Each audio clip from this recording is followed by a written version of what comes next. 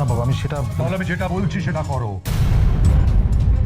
সরস্বতী পুজোর আনন্দের আড়ালে লুকিয়ে আছে ভয়ঙ্কর ষড়যন্ত্র। হাসি, খুনসুটি আর বিশ্বাসের মাঝেই আজকের কম্পাস পর্বে ধীরে ধীরে জমে উঠল বড়সড় ঝড়ের ইঙ্গিত। শুরু থেকে শেষ পর্যন্ত গল্পটা একেবারে জমজমাট। ধারাবাহিকের শুরুতেই আমরা দেখি সকালে ঘুম থেকে উঠে বিহানকে গুড মর্নিং জানায় কম্পাস। তারপরে সে জিজ্ঞেস করে প্যান্ডেলে সরস্বতী মায়ের মূর্তি কেমন হয়েছে। বিহান হাসি মুখে বলে খুব সুন্দর হয়েছে। এরপর কম্পাস মজা করে বিহানকে বলে এবার সরস্বতী মাকে হাত জোর করে নমস্কার করুন। বিহান নমস্কার করতেই হঠাৎ দেখে সরস্বতী মায়ের হাত যেন আশীর্বাদের ভঙ্গিতে উঠছে। বিহান পুরো অবাক হয়ে যায় আর তাকিয়ে থাকে কম্পাসের দিকে। তখন কম্পাস হেসে বলে কেমন লাগলো, একেবারে জ্যান্ত মায়ের মতো মনে হচ্ছে না। বিহান মাথা নেড়ে সম্মতি জানায়। এরপর বিহান বলে এবার সব গুছিয়ে বাড়ি চলো, সারা রাত ঘুমাওনি, বাড়ি গিয়ে ঘুমো, কাল আবার সরস্বতী পুজো আছে। কিন্তু কম্পাস বলে বিকেলে তো আবার কলেজে আসতে হবে, কালচারাল প্রোগ্রামের রিহার্সাল আছে, আমি তো এই পুজোর প্রেসিডেন্ট, আপনাকে নাচ করতেই হবে।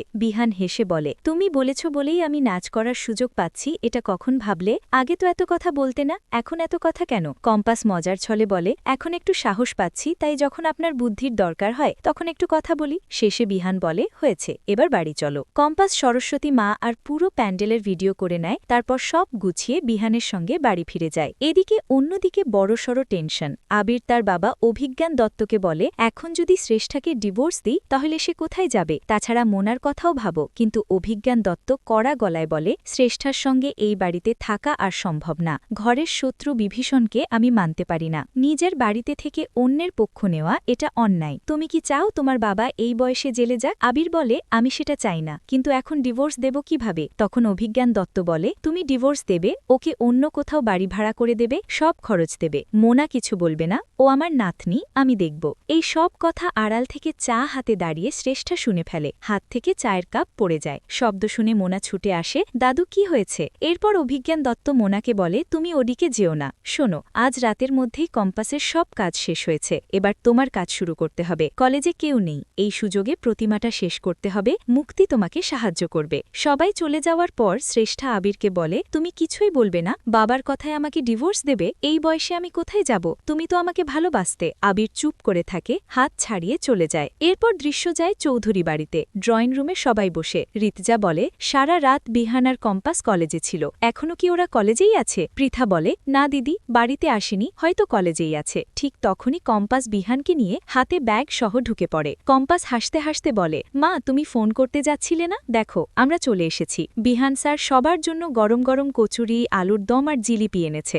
ঋতুজা খুশিতে কম্পাসকে জড়িয়ে ধরে। কম্পাস মেঘমালার রশ্মিকার সবাইকে ড্রয়িং রুমে ডাকতে থাকে। পৃথাকে বলে কাকিমণি এগুলো টেবিলে সুন্দর করে রাখো। কম্পাসের অতিরিক্ত খুশি দেখে বিহান বলে মা ও একটু বেশি লাফালাফি করছে না? ঋতুজা মজা করে বলে এই দিকে লাফালাফি আর ওদিকে প্যান্ডেলের কাজ শেষ হয়েছে তো? কম্পাস বলে হ্যাঁ, তোমার জামাই বেঞ্চের নাক ডেকে ঘুমাচ্ছিল, সেই ফাঁকে আমি সব কাজ সেরে নিয়েছি। বিহান তখন বলে আমি যে সারা রাত তোমাকে সাহায্য করলাম সেটা তো বললে না। এরপর সবাই একসাথে বসে কচুরি, আলুর দম আর গরম জিলিপি খেতে থাকে। একটা পারফেক্ট পারিবারিক মুহূর্ত। কিন্তু অন্যদিকে চলছে ভয়ঙ্কর প্ল্যান। কলেজে মুক্তি মোনালিসাকে সবুজ রঙের জামা দিয়ে বলে এটা পরে আজ প্রতিমা নষ্ট করবে, সামনে দুটা সিসি ক্যামেরা আছে, সবুজ রঙের জামা পরলে কিচ্ছু ধরা পড়বে না, দারোয়ানকে গেম ড্রিঙ্ক খাইয়ে ঘুম পাড়ানোর ব্যবস্থা আমি করে দেব, তুমি মাহি আর অরিনকে ডেকে আজই কাজটা শেষ করো। মোনালিসা মাহি আর অরিনকে সবুজ জামা দেয় আর পুরো প্ল্যান বুঝিয়ে দেয়। আগামী পর্বের ঝলক। রাস্তায় বিহান কম্পাসের শাড়ি ঠিক করে দিচ্ছে দেখে মোনালিসার রাগে জ্বলে ওঠে।